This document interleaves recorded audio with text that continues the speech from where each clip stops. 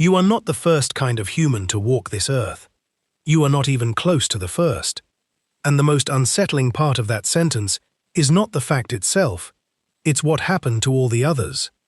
Right now, as you watch this, you are the last, the sole survivor of what was once an entire family of human species, each one thinking, feeling, grieving, loving, and looking up at the same stars you look at tonight.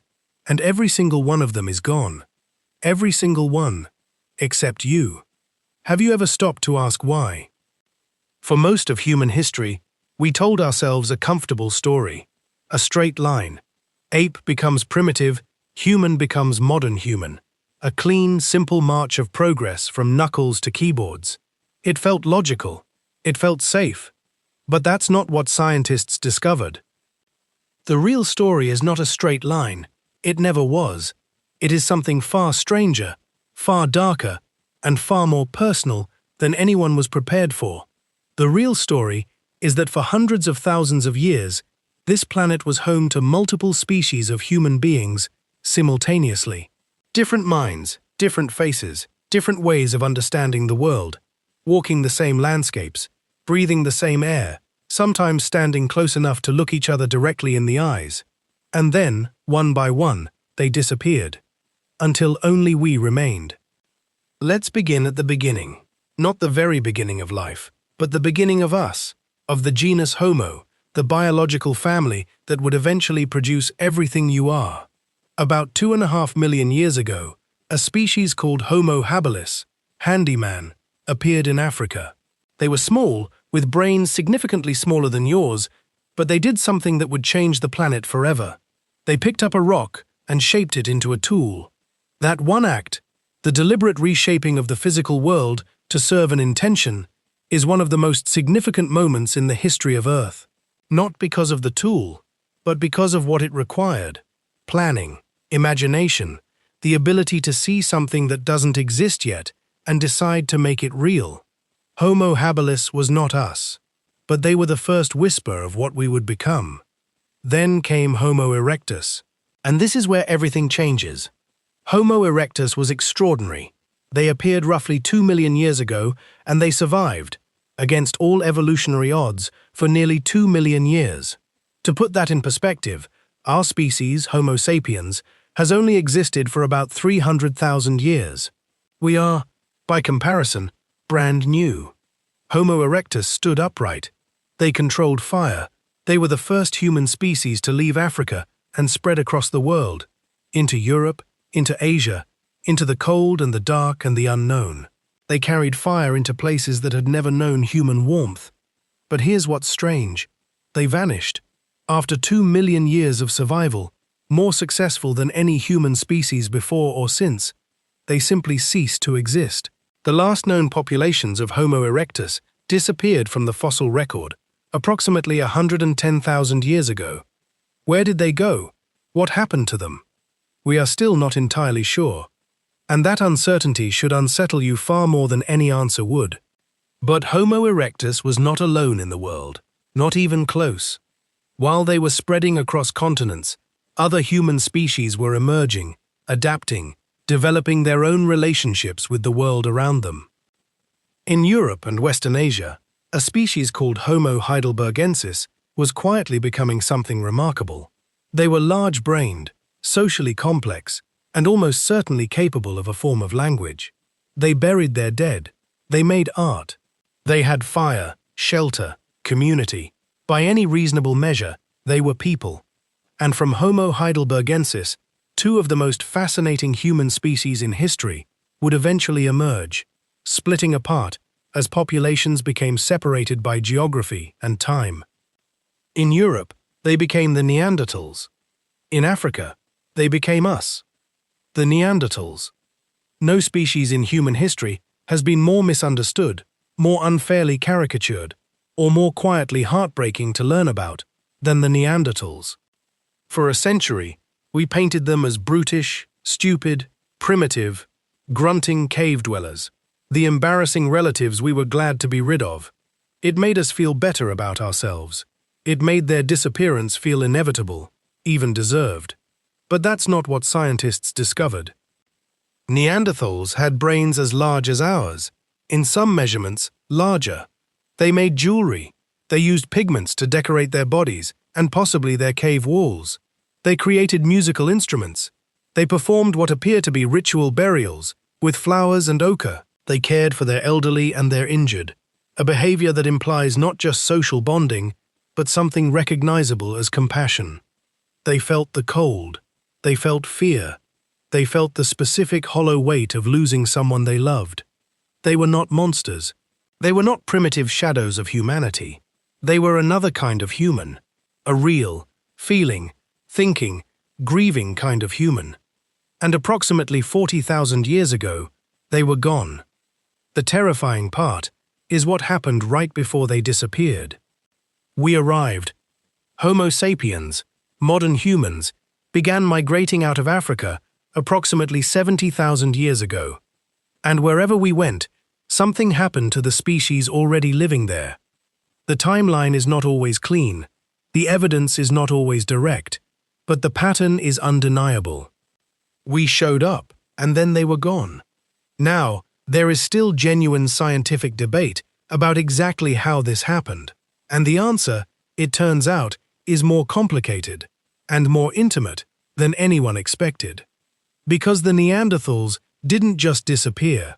In a very real biological sense, they didn't disappear at all.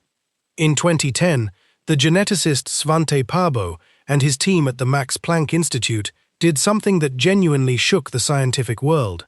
They successfully sequenced the Neanderthal genome from ancient bone fragments, and what they found changed everything we thought we understood about what happened between us and them. We interbred, not occasionally, not accidentally, repeatedly.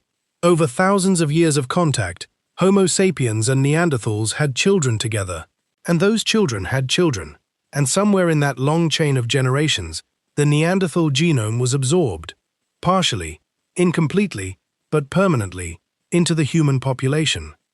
If you are of non-African descent, between 1 and 4% of your DNA is Neanderthal. Your brain still carries them. That ache you sometimes feel in cold weather, the hypersensitivity of your immune system, certain patterns in how your body fights disease, some of that is Neanderthal. It came from them. It survived because it was useful, because they had already spent hundreds of thousands of years adapting to the cold landscapes of Europe that we were only just entering. They gave us tools for a world they would not live to see us inherit. And then there were the Denisovans. This is where the story becomes genuinely extraordinary. In 2008, in a cave in the Altai Mountains of Siberia called Denisova Cave, archaeologists found a tiny fragment, a single finger bone. And from that fragment, scientists extracted enough ancient DNA to identify an entirely new species of human being, one that had never appeared in any fossil record, never been named, never been imagined. They called them Denisovans. And then something even stranger happened. When scientists began comparing Denisovan DNA to modern human populations around the world, they found something remarkable. People in Papua New Guinea and Aboriginal Australians carry up to 5% Denisovan DNA. Tibetan populations carry a specific Denisovan gene variant, called EPAS1, that allows them to survive at high altitudes with low oxygen levels that would leave most humans incapacitated. The Denisovans had adapted to the roof of the world, and when we arrived, they shared that adaptation with us, and then they vanished. We know almost nothing else about them. A finger bone, a few teeth, a fragment of jaw found in Tibet, and yet their DNA is still alive, still functioning, still helping people breathe on the highest mountains on Earth.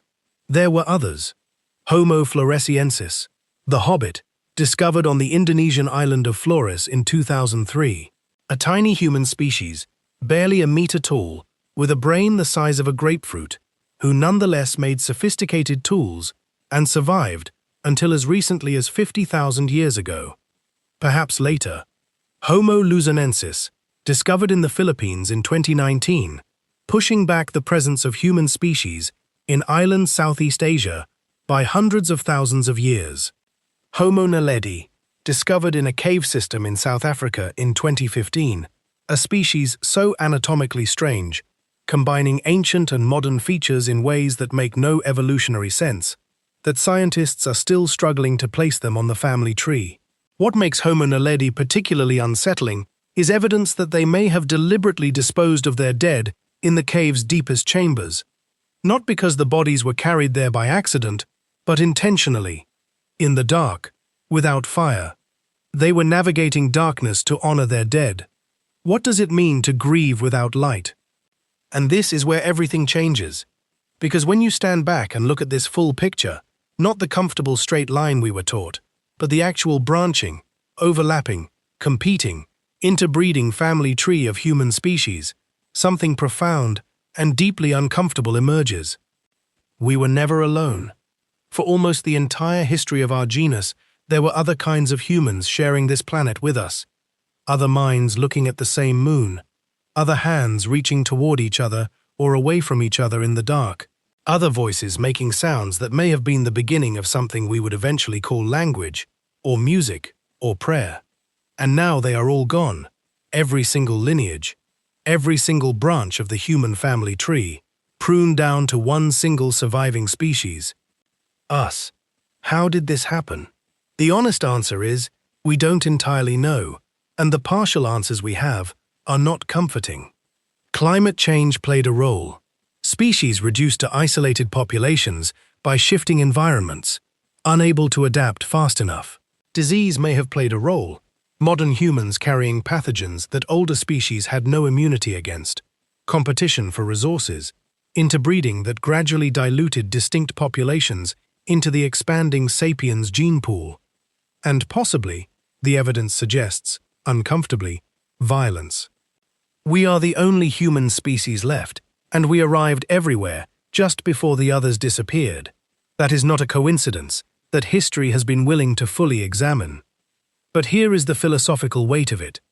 Whether they were absorbed, outcompeted, or destroyed, the result is the same. A world that was once full of different kinds of human minds is now occupied by only one. And that one species, the one watching this video right now, has never had to share the concept of humanity with anyone else. We have been alone for 40,000 years, and we have absolutely no idea what we lost. Think about what the world might look like if the Neanderthals had survived, if we had learned to truly coexist with another species of human, one with different cognitive strengths, different emotional architecture, different ways of processing the world. Would we have developed philosophy differently? Would we have understood consciousness differently? Would the concept of other, the source of so much human violence and tribalism, have meaning at all if there was genuinely another kind of human mind sitting across the fire from us? We will never know, because we are all that's left. But here is the thing that I want you to carry with you after this video ends. They are not entirely gone. Not the Neanderthals, not the Denisovans. They live in fragments, in the specific way your immune system responds to a virus, in the gene that allows a Tibetan shepherd to breathe at 5,000 meters, in the slight widening of a modern child's jaw that comes from an ancestor who lived and loved and died in a European cave 40,000 years ago. They did not vanish without a trace. They dissolved into us. And in a very real sense, when you look in a mirror, you are not looking at the winner of some ancient competition. You are looking at a mosaic, a composite, a living archive of every human lineage that ever existed and left something behind before the darkness took them. You are not simply Homo sapiens.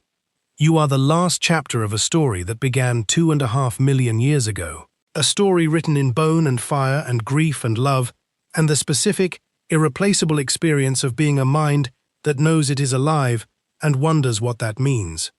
Every species of human that ever existed looked up at the stars and felt something. We don't have a word for what they felt, because we never learnt their words. We never got the chance. But they felt it. And somewhere in the oldest, darkest layers of what you are, in the fragments of ancient genomes woven through your cells like faded thread, so do you. You are the last human, and you are all of them.